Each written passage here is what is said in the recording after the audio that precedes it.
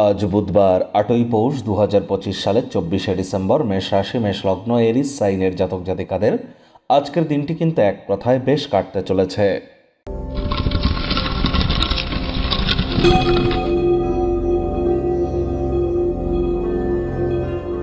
ভিডিওটির শুরুতে স্ক্রিনে আপনারা দেখতে পাচ্ছেন বুধ গ্রহের বীজ মন্ত্র ওম ব্রাং ব্রিং ব্রং স বুধায় নামা।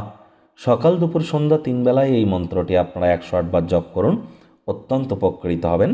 দেখুন, বুধ গ্রহ হচ্ছে গ্রহদের যুবরাজ, আর বিদ্যা, বুদ্ধি, বিজনেস, কমিউনিকেশন এগুলির ধারক কারক বাহক গ্রহ কিন্তু বুধ।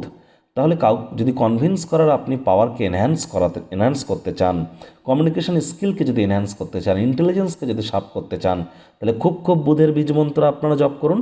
পারলে গণেশ মূর্তিতে 5টি দুর্বাঘাস দিয়ে 5 বার বলুন ওম গাং গণেশায় নামা। সবুজ রঙের বস্ত্র সামগ্রীর প্রয়োগ আজ বেশি করুন। হতদরিদ্র, গরিব এবং যারা হিজড়া বা উভয় সম্প্রদায়ের, তাদেরকে আজ কোনো কিছু গিফট কিন্তু করতে পারেন। এর ফলে বুধের মজবুতি কিন্তু বৃদ্ধি পায়।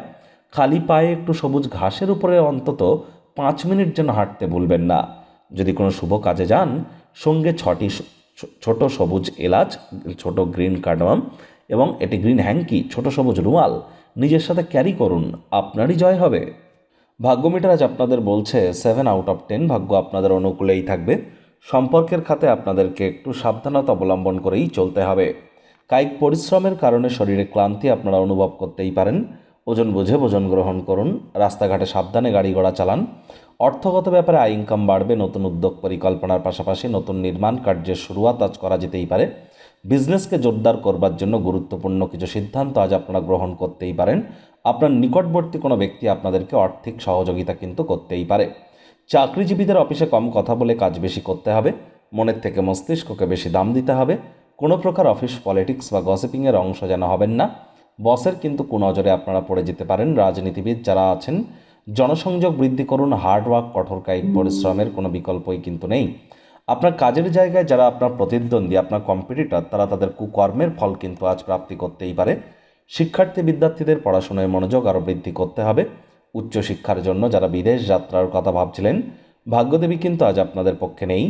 সন্তান সন্ততি থেকে থাকলে তাদের এদিকে সজাগ দৃষ্টি আপনারা বজায় রাখুন। হাউস ওয়াইফ যারা আছেন, দিনের শুরুটা তাড়াতাড়ি করুন। প্রেমিক প্রেমিকা, স্বামী স্ত্রী রূঢ় বাক্যের প্রয়োগ, অশ্লীল ব্যবহার যেন করবেন না।